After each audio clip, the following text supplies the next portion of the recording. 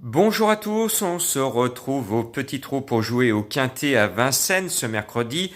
Course derrière l'Autostar, oui, vous l'avez compris, la leçon de l'hiver, je vous l'ai donnée depuis belle lurette.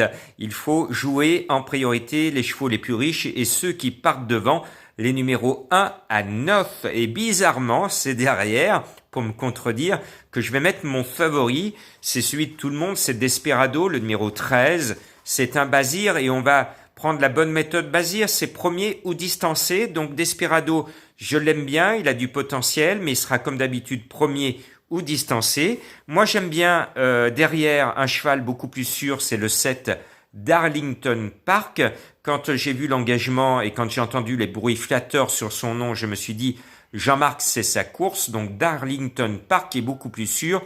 C'est une bonne base d'appui, Nivard est confiant. Le cheval va donner son maximum. Et Dreamer de Chenu, le numéro 5, est confié à Eric Raffin.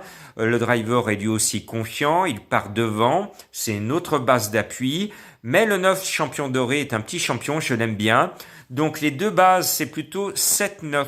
À vous de construire vos champs réduits au tiercé pour trouver le tiercé avec ceux de ma sélection, les 6 autres, pour un jeu en combinaison de champs réduits de 6 chevaux, ça fait 6 euros. Puis vous pouvez rajouter 2-3 chevaux qui vous trottent dans la tête.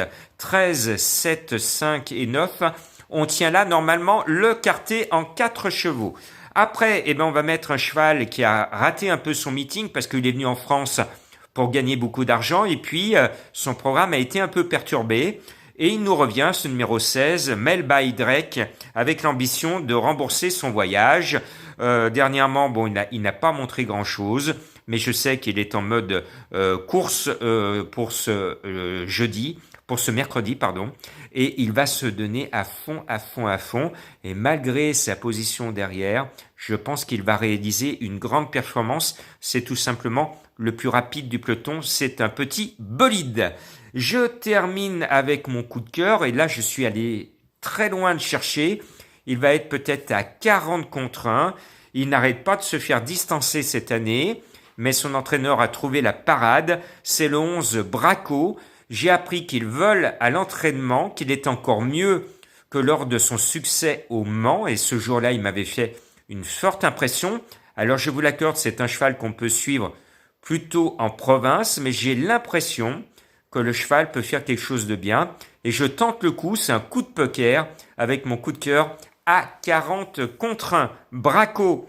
Alors, vous l'avez vu, il a été braqué contre son driver, mais je pense qu'il devrait se montrer beaucoup plus sage. Et puis le 6, Talisker Horse, a repris du moral en Italie. Il nous revient avec l'ambition de faire tout aussi bien. Lui, il est bien placé derrière les ailes de l'Autostar. Et puis, je sais que l'entourage du numéro 1, Buy and Buy, rêve de gagner son premier quintet avec ce cheval. Et moi, j'adore les contes de fées, donc on peut le suivre en confiance, le numéro 1, que vous pouvez jouer dans vos pronostics et dans vos jeux. Bonne chance à vous!